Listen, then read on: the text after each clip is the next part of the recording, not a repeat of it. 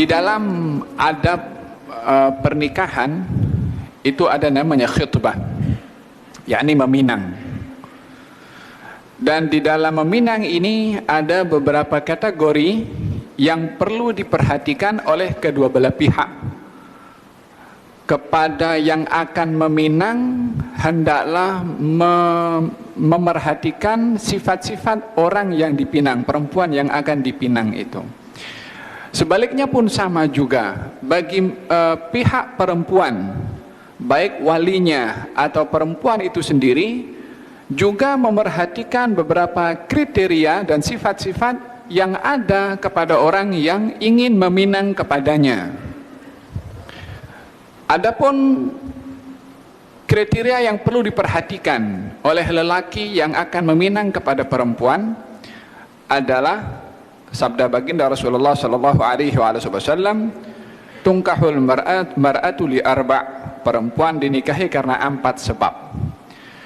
Li jamaliha, cantiknya, wali maliha, hartanya, wali hasabiha, karena martabatnya, wali diniha, dan karena agamanya. Fadfar bidzatid din taribat yadak.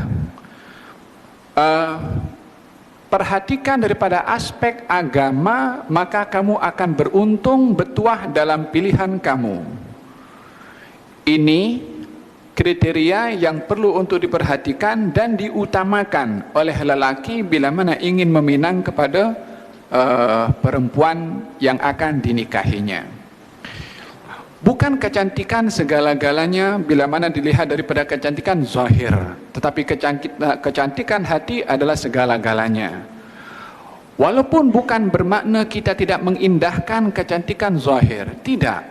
Perlu juga untuk diperhatikan daripada aspek kecantikan zahir, tapi bukan segala-galanya bergantung kepada kecantikan zahir. Baginda Rasulullah sallallahu alaihi wasallam mengingatkan tentang 2 perkara tentang masalah kecantikan.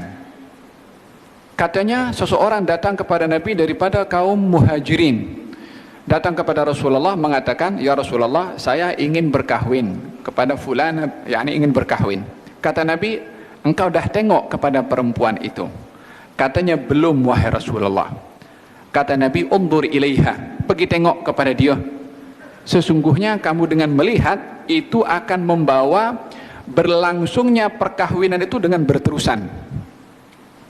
Yakni melihat kepada orang yang akan dinikahi menjadi sebab kepada berlangsungnya perkahwinan itu secara berterusan setelah nampak kepada perempuan yang akan dinikahi oleh lelaki itu.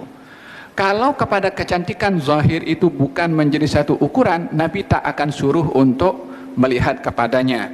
Walaupun dalam tanda kutip kita nak mengatakan yang namanya cantik itu relatif. Kadang ini orang cantik menurut orang lain tidak. Orang lain tengok ini tak cantik, tapi bagi orang lain pun cantik. Relatif lah, tergantung kepada yang tengok itu macam mana. Faham Tom? Ketika Nabi ditanya oleh ketika Nabi bersabda, apakah yang terbaik kepada perempuan? Kata Nabi menjawab, "Man idza nadharta ilaiha sarratka." Kalau kamu tengok kepadanya, yakni kepada istrinya, sarratka, kamu gembira, seronok. Maknanya dalam penampilan yang sempurna, yang sopan, yang cantik dan seumpamanya. Yakni di sini dilihat daripada aspek keindahan atau kecantikan secara zahir, walaupun kecantikan itu relatif, ya. Saya ulang. Yang kedua, Nabi pernah mengingatkan juga tentang kecantikan itu bukan segala-galanya. Dalam hadisnya beliau bersabda, "Iyyakum wa khadra'id diman." Hati-hati kamu daripada perempuan yang namanya khadra'id diman. Apa itu khadra'id diman ya Rasulullah? Katanya, "Al-mar'atul hasna fi mambatis su'." Perempuan yang cantik hidup di lingkungan yang rosak. Di sini kecantikan membawa bahaya.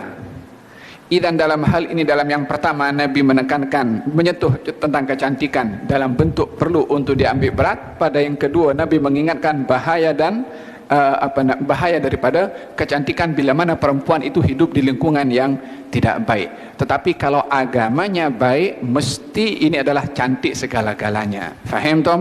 Dan dalam hal ini bagi laki-laki bila mana ingin melihat mericik atau meminang kepada perempuan, yang utama sekali adalah aspek agamanya. Adapun yang lainnya pun adalah sampingan. Hati kalau cantik, semuanya cantik.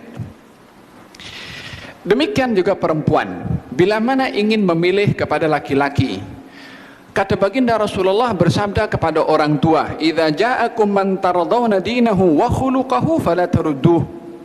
Kalau datang kepada kamu wahai orang tua, lelaki meminang anak perempuan kamu yang baik agama dan akhlaknya, maka kamu jangan tolak. Aspeknya adalah agama dan juga akhlak, kamu jangan menolak. Kalau kamu tolak akan berlaku fitnah, kata Nabi SAW. Pernah satu hari seorang wanita datang kepada Rasulullah SAW, lalu report kepada Nabi mengatakan, aku ini ingin dinikahkan dengan lelaki yang aku tak suka. Orang tuanya datang kepada Nabi SAW dan memberitahukan anaknya tak mahu untuk dikahwinkan kepada lelaki pilihannya. Dan Nabi mengingatkan, kamu jangan nikahkan anak perempuan kamu kepada seseorang yang damim. Damim ini wajahnya buruk. Buruk ini pun relatif juga ya. Kadang orang menurut ini buruk, nampak orang lain macam handsome. Jadi aspek yang bersifat zahir itu diperhatikan, tetapi bukan satu-satunya.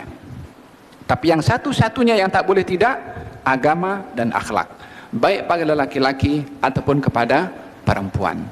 Ini secara zahir. Adapun perempuan bila mana dirisik, dipinang oleh lelaki yang baik, kemudian dia menolak, tengok apa sebab penolakannya. Adakah sebabnya syar'i atau sebabnya tidak syar'i? Apa sebab syar'inya? Katalah dia orang baik tapi suka tukang pukul contohnya. Atau dia orangnya saleh tapi akhlaknya tidak baik, orangnya ahli ibadah tapi akhlaknya tidak baik, maka asbab yang seperti ini berhak perempuan itu untuk menolaknya, sebab dalam perkahwinan yang dicari adalah ketentraman dan juga keharmonian. Seorang wanita datang kepada Nabi, ditanya, "Ya Rasulullah, saya dipinang oleh dua orang, fulan dan fulan." Kata Nabi, kalau fulan suka pukul, yang fulan satu lagi ini kedekut. Ya pilih sendiri, dia nak atau dia tak nak. Tapi Nabi bagi tahu kepada perempuan itu untuk menanggung resiko kepada lelaki yang meminang kepadanya, yang sifatnya dimaklumkan oleh Nabi SAW. Dan dalam hal ini, bila mana perempuan dipinang oleh lelaki dan perempuan itu selalu menolak, kalau penolakannya sebabnya syar'i, maka dia berhak untuk menolak. Tetapi kalau dia menolaknya sebabnya tidak syar'i, dia nak lelaki yang macam Nabi Yusuf contohnya, ini yakni pilih-pilih sangat, ini sebabnya tidak syar'i. Khawatir kalau terlalu cerewet di dalam memilih tak dapat yang diinginkan, baik perempuan atau yang laki juga sama. Intinya adalah permudahkan segala urusan pernikahan daripada aspek-aspeknya atau kriterianya yang disebutkan oleh Nabi SAW. InsyaAllah pernikahannya akan diberkati oleh Allah Subhanahu Wa Taala.